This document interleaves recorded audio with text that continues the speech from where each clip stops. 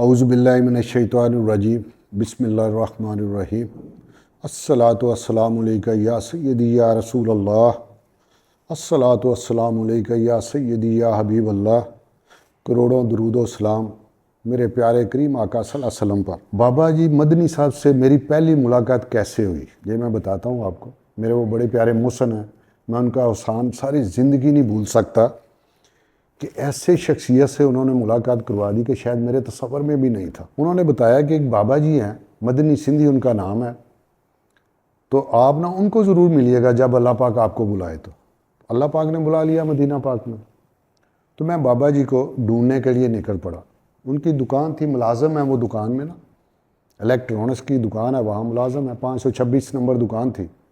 تو میں دکان ڈھونڈ رہا تھا، اس میں 10-12 ملازم تھے۔ تو میں نے دیکھا تو بابا جی نے خود ہی مجھے آواز دی، میں ہی مدنی سندھی ہوں۔ تو میں بڑا حیران ہوا کہ میں نے تو ابھی پوچھا بھی نہیں ہے کسی سے، تو انہوں نے خود ہی کہہ دیا۔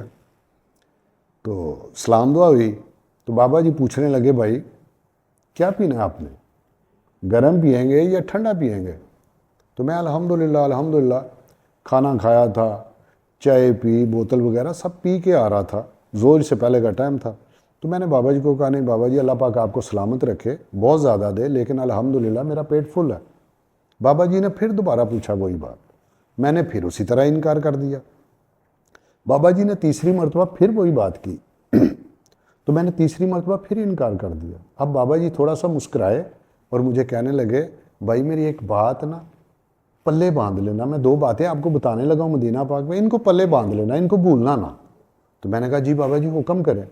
تو کہتے بھائی پہلی بات یہ ہے کہ مدینہ پاک میں کسی چیز سے انکار نہیں کرنا، کیونکہ اس در کے گدا گر ہے نا، تو گدا گر کا کاسا کبھی کبھی بھرا ہے۔ تو میں نے کہا بالکل ٹھیک کہہ رہے ہیں آپ۔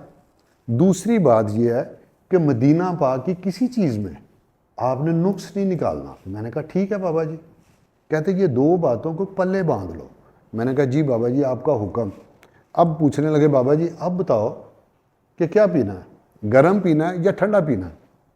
تو میں نے کہا اب تو بات ہی آپ نے ختم کر دی، اب جو آپ کی مرضی ہے وہ پلا دے۔ کہتے نہیں مرضی میری نہیں ہے، میرے پیارے کریم آقا صلی اللہ علیہ وسلم کے مہمان آپ ہیں، تو یہاں مہمان کی مرضی، جو دل میں دل کر رہا ہے اس کہہ دیں، جو مانگو گے یہاں وہی ملتا ہے۔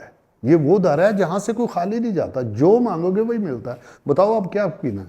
میں نے پھر ہنس کے کہا کہ نہیں بابا جی۔ کہتے نہیں۔ میں نے کہا پھر آپ ایسا کریں مجھے ٹھنڈا پلا دیں۔